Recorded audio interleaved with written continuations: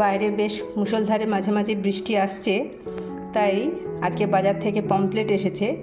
আমি পমফ্রেট মাছের ঝাল করেছি। আপনারাও অবশ্যই ঘরে এটা ট্রাই করবেন, খুব সুন্দর লাগে এই পমফ্রেট মাছের ঝাল খেতে। চলুন শুরু করি কিভাবে আমি এই পমফ্রেট মাছের ঝাল করি। পমফ্রেট মাছগুলো ভালো করে ধুয়ে নুন হলুদ মাখিয়ে আমি ম্যারিনেট করে রেখেছি। 15 মিনিট মতো ম্যারিনেট পর আমি মাছগুলোকে এবার আস্তে আস্তে ভেজে নেবো। বেশি তেল না, হালকা তেলে ফ্রাই প্যানে আমি এগুলো ভেজে নেবো একটা একটা করে। গ্যাস অন করে দিয়েছি, কড়া বেশ গরম হয়ে গেছে। আমি এবার এতে তেল দিয়ে দেবো। 4 চামচ মতো তেল দিচ্ছি আমি। 4 চামচ তেলে মোটামুটি হয়ে যাবে। আমি এখানে আমার ঘরের হেড অনুসারে আমি করছি। আপনারা আপনাদের যেমন মাছ থাকবে সেই অনুসারে আপনারাও এটা করবেন।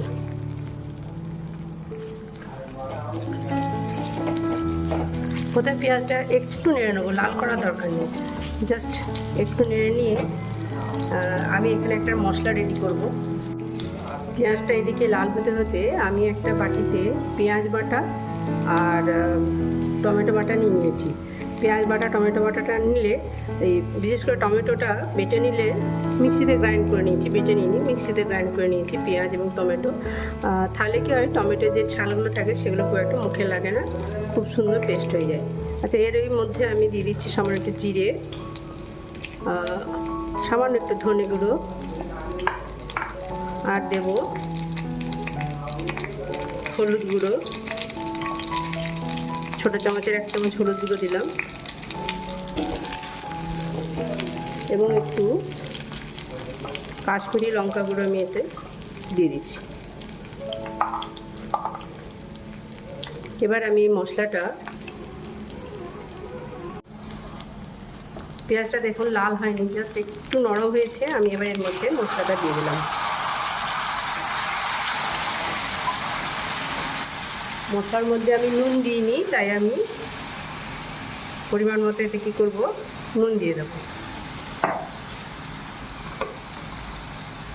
একটা কাঁচা লঙ্কা আমি চিড়ে দিয়ে দিলাম। গ্যাসের ফ্লেমটা একটু বাড়িয়ে দেবো।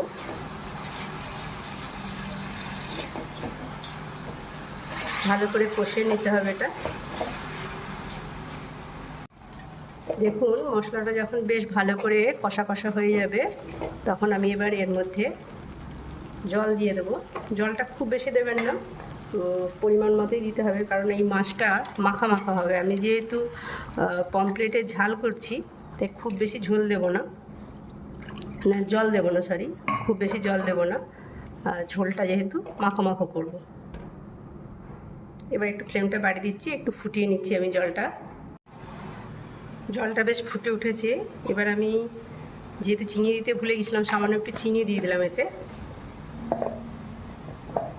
এবার এর মধ্যে মাছগুলো আস্তে আস্তে আমি ছেড়ে দেবো।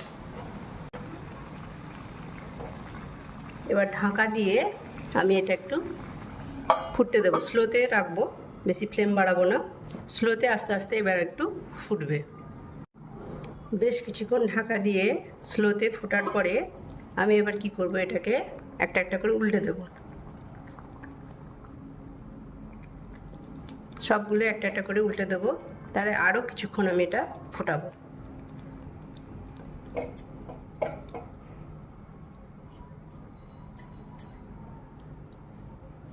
এই সময় অবশ্যই নুনটা একটু দেখে নেবেন, যেন নুনটা ঠিকঠাক হয়, নাহলে মাছের ভেতরে খুব একটা নুন ঢুকবে না। যদিও আমি মাছটা ভেজে নিয়েছি, তবুও নুনটা একটু চেক করে নেবেন। আচ্ছা, এই সময় আমি কি করব, ধনে পাতা উপর থেকে দিয়ে দেব।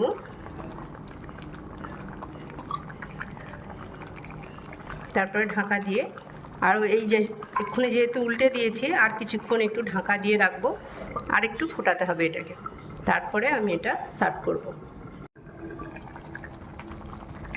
দেখুন বন্ধুরা, ওটা কত সুন্দর হয়ে এসছে আমার পমফ্রেটের ঝাল। পমফ্রেট মাছের ঝাল দারুণ হয় খেতে এটা। একটা একটা করে আমি ঠিক এইভাবে মাছগুলোকে তুলে নেব এবং সার্ভ করে নেব।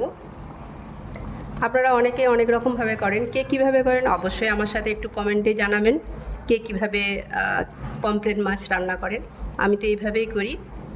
আমার এই রেসিপিটা ভালো লাগলে একটা লাইক করবেন, আমার চ্যানেলটাকে সাবস্ক্রাইব করে দেবেন, বন্ধুদের সাথে অবশ্যই এই রেসিপিটা শেয়ার করবেন। সবাই খুব ভালো থাকুন, ধন্যবাদ।